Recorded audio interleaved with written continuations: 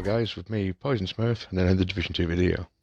Today we're going to be talking about loot, the best place to get it, how much you can grind per hour, the best way to max out on materials and resources, allowing us to optimize any of our gear sets however we want.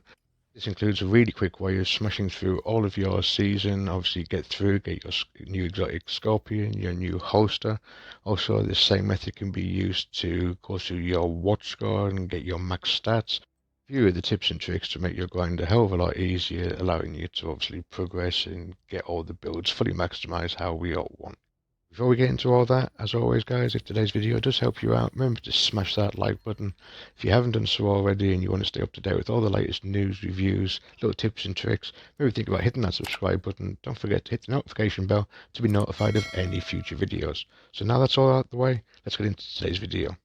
So I've been playing the game now for 5 years, ever since the launch of the Division 1. And along that way I have enjoyed a whole host of problems in this game, but never one quite like this. I mean, look how much loot there is here guys. Now, bear in mind, these are not single pals and single items. These pals are stacked 3-4 high. And look at them, they're everywhere. And you want to know what makes that worse? This is just the tip of the iceberg. If I go to my inventory, my stash, my inventory is jammed full. My stash is jammed full. My mailbox is jammed full. And you want to know the funny thing is? This took me about an hour.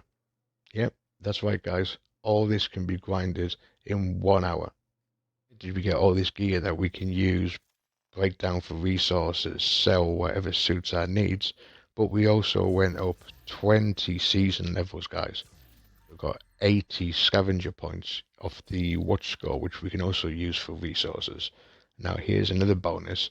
Now that we have the introduction of the new global vendor, where we can sell the new stars that we acquire along the league progress, the devs did say on the start of the game that we will also get a red star for every field proficiency cachet we get during these events.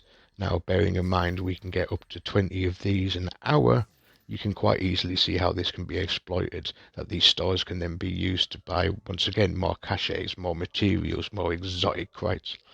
You can see everything you can get. Let's see how you get it. What you have to do guys is hit select on your controller or whatever console you're on.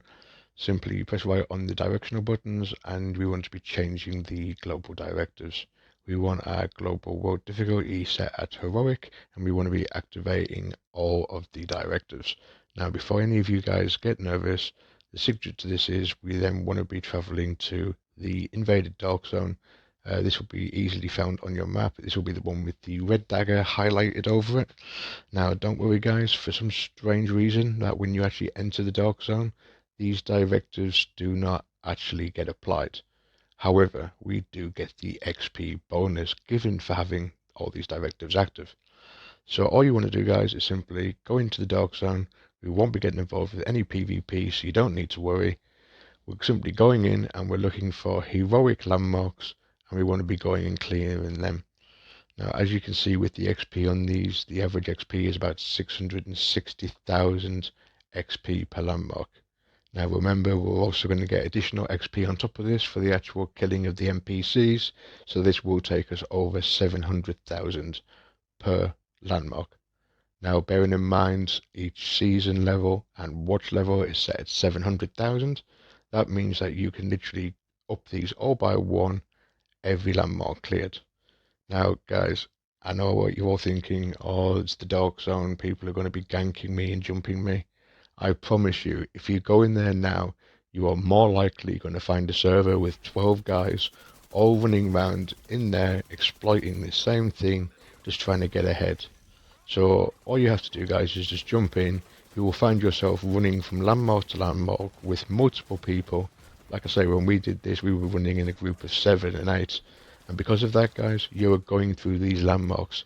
I think the quickest one we ran through was about 60 to 90 seconds. I mean, it was stupid.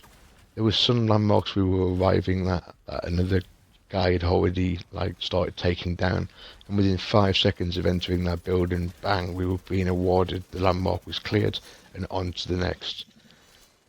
55 minutes, guys. I think that's all we were in there for. And I actually had to leave. My stash was full. My mailbox was full.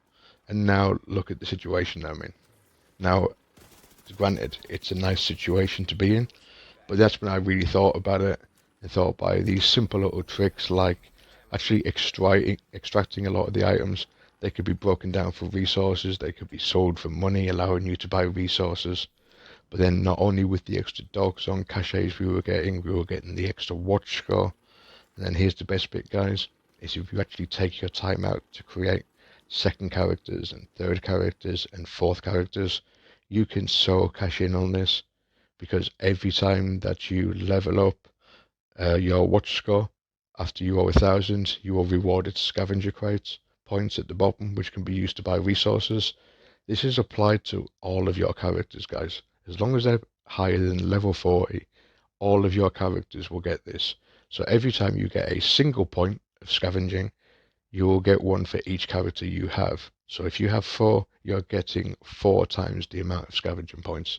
Now bearing in mind you can get literally a point every 2 minutes, say 30 an hour. You have 4 characters, that's 120 scavenging points per hour. Think about that, guys. I mean, optimization, the cost of it, all ridiculous. This is the simple way out. And especially with this week's update, now the memento glitch has been taken out, so people aren't running around with bonus armor. Now is the best time to get in there, guys. If you do end up in a hostile dark zone and people are going rogue too often, more than what you'd like, don't worry about it, guys. Just simply load out, find yourself a different server and load back in. I'm telling you, this is really the way to go. So now you've got all that, guys, go off, enjoy. Let me know how much gear you can actually manage to get in and out. If there's a different way that you found that you can get more than that, drop it down in the comments below. Share it with your fellow agents and make everyone's life a hell of a lot easier. So that's going to do it for today, guys. I hope you all enjoyed it. Remember, if it did, you found it helpful, remember to hit that thumbs up. If you didn't already, maybe think about hitting that subscribe button for future videos, notification bell, be notified so you don't miss out on any future updates. So until then, guys, stay safe and keep on grinding.